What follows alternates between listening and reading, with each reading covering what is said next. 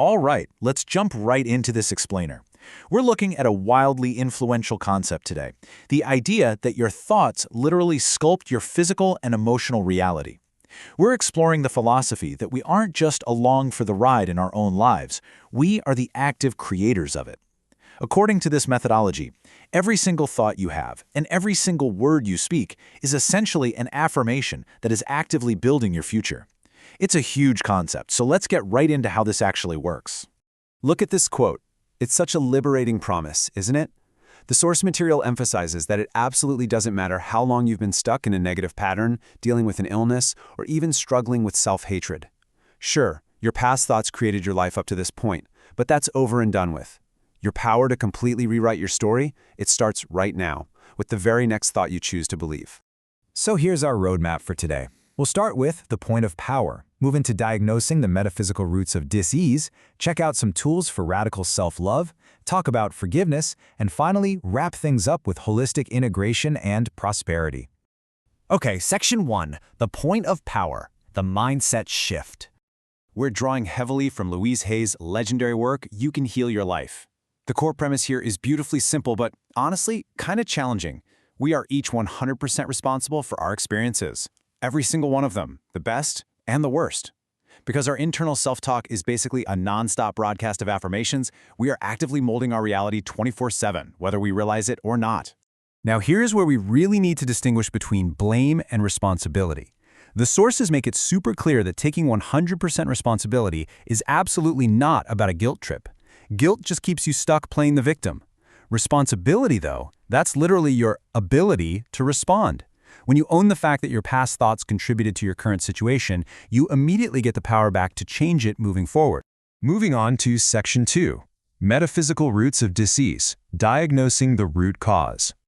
So in this framework, physical problems are just outer symptoms of inner mental patterns. This is called metaphysical causation. It basically means looking past the physical body to spot the underlying mental block causing the dis-ease. The big idea is that if you can change that internal blueprint, the physical body will naturally follow suit.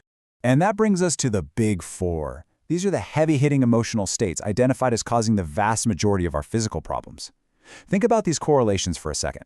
Chronic criticism, when indulged in long enough, is linked to stiffness like arthritis. Unprocessed anger shows up as things that boil, burn, or infect the body. Resentment just sits there and festers. And guilt? Well, guilt always demands punishment, which inevitably leads to chronic pain. This really hits the nail on the head. The text draws a direct, stark line between holding on to resentment for years and the manifestation of serious illnesses like tumors and cancer. The takeaway here is urgent. It is so much easier to do this mental house cleaning right now, while you're healthy, rather than scrambling to dig these patterns out when you're facing a massive medical crisis. Let's make this super concrete with a real example from the text. Take a common issue like constipation. What if your physical ailment is literally just a direct message from your subconscious? In this framework, it points to a fear of letting go. Maybe you're clinging to an old memory, a dead-end job, or you're just operating from a fearful place of lack and limitation. Your body is physically refusing to release because your mind won't. All right, Section 3, Tools for Radical Self-Love, Reprogramming the Mind. So how do we fix this? The go-to tool here is affirmations. Like we said, your brain is already running unconscious affirmations all day long. The trick is to step out of that victim role and consciously hijack that process with words that actually heal. And phrasing is everything. Look at this. I am feeling wonderfully well. You have to use the present tense. If you say, I will be well, you're trapping your healing out in the future. You have to claim it in the now. If you really want to supercharge this, you have to try mirror work. The text positions this as the absolute most effective hack for radical self-love. Why? Because when you look yourself dead in the eye, you can't hide. Any internal resistance immediately bubbles up to the surface. For this day 10 exercise, you literally stand in front of a mirror, focus on a specific pain, and start interrogating it. Picture yourself actually doing this. Say you've got heartburn. You look in the mirror and ask your reflection, okay, what heated situation am I ignoring? Who or what can't I stomach right now? It's a profound way of forcing yourself to see how your physical discomfort is directly mirroring your emotional friction in your relationships. Which leads us to Section 4, Forgiveness and Releasing Past, Setting Yourself Free. This part is absolutely crucial. The source material argues that for every single condition in your life, even the really painful ones. You actually have a subconscious need for it. That's exactly why willpower usually fails us. Willpower is just fighting the outer symptom. To truly heal, you've got to cultivate a genuine willingness to release the underlying mental need that created the problem in the first place, or it'll just keep coming back. And how do we release that need? Total forgiveness. But listen, in this philosophy, forgiving someone isn't about letting them off the hook for terrible behavior. Not at all.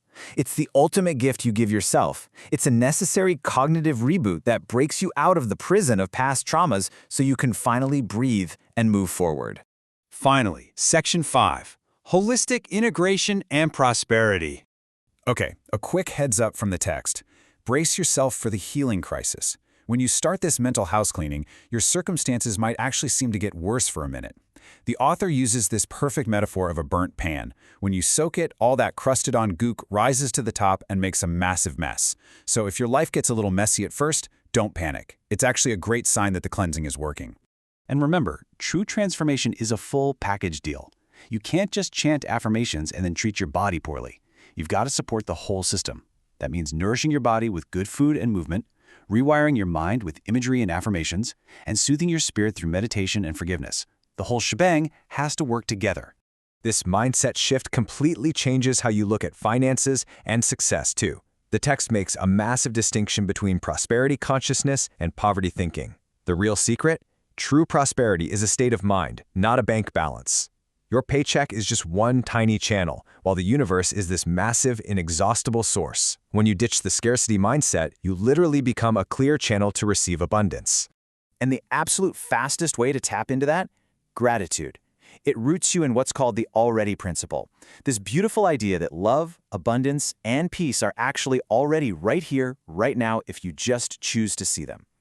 Gratitude acts like a giant magnet. By hyping up the good stuff you already have, you practically force a generous universe to send even more goodies your way.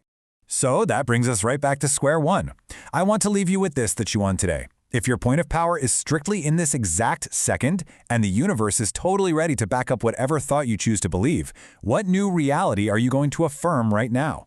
Since the source material insists you are the sole creator of your tomorrow, what are you choosing to think about yourself today?